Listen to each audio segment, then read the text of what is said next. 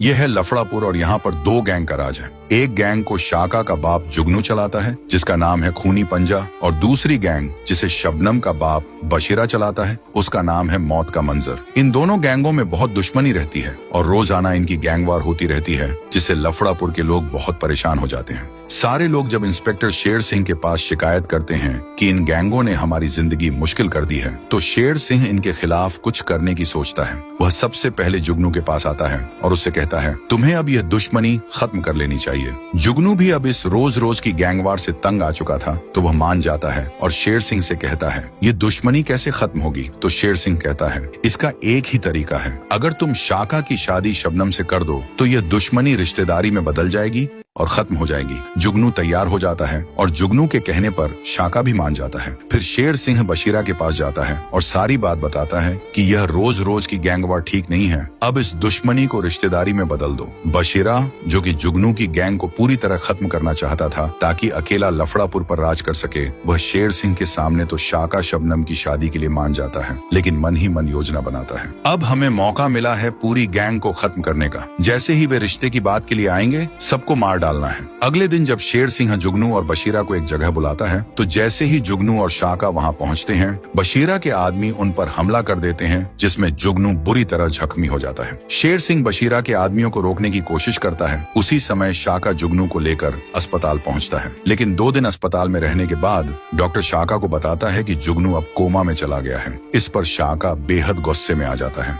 अब सवाल यह है, क्या शाका जुगनू का बदला ले पाएगा या नहीं?